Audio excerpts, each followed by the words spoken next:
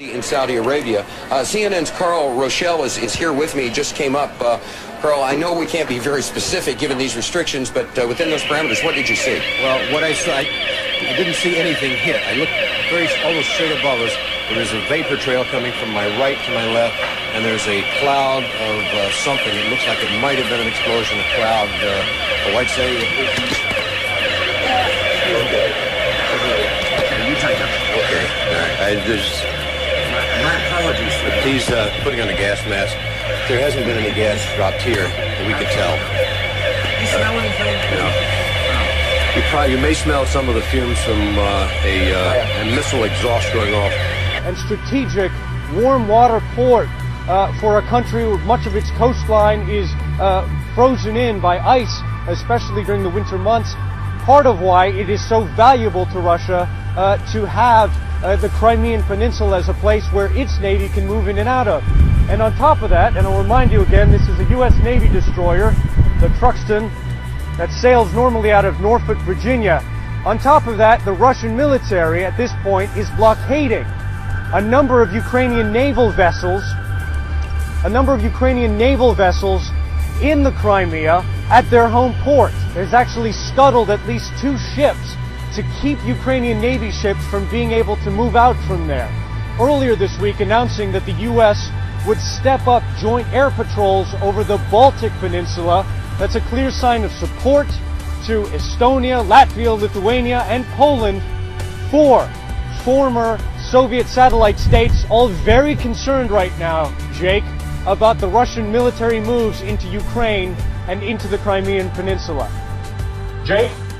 Senior international correspondent Ivan Watson with some excellent on-the-water reporting. Thank you so much. To clarify what we're seeing in this video here, I mentioned that how it was impossible for a CNN or CIA reporter to be at the scene at the next day when no one else could get there. Well, it's obvious. I should have realised that it's green screen. This guy isn't at the scene. It's all green screen. It's made out to look like he is there. You can look at it closely. It is all fake. That's why they don't move the camera around, because they're not at the scene at all. They use this in other major events like the Gulf War and other places. This is fake. This guy is not at the scene, and anyone that believes in the mainstream media is an absolute buffoon. He was just a bundle of energy, like he was supposed to be. I understand he used to tell his siblings that he managed a taco factory. Yes, that he was going to split his time as an adult between managing a taco factory and being an astronaut. Oh, okay. Which is an interesting juggling act, I'm sure. How are you holding up? I mean, most of the time I'm kind of numb, you know. I think about, and I think every mama out there can relate to the fact of how long it takes to create a baby, those 9 months that you watch every ultrasound and every heartbeat, and it takes 9 months to create a human being, and it takes seconds for an AR-15 to take that away from the surface of this earth. And it wasn't just my son, it was 25 other souls that left this earth that day because that weapon fell into the hands of a tormented soul.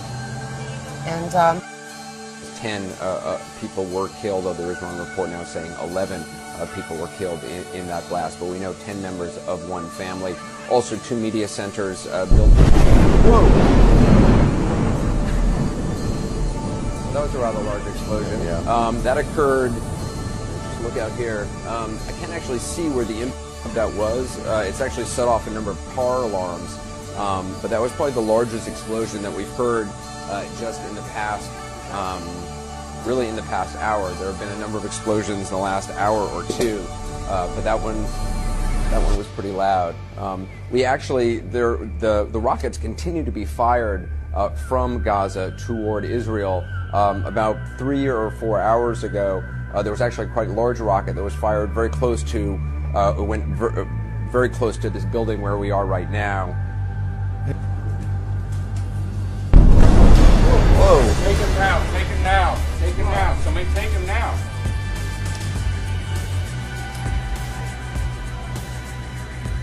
You can take him. Yeah. Thank you. Yeah. Such a sweet little guy. Yeah. All right, well, you're blessed. Yeah. Brian, your husband, is blessed.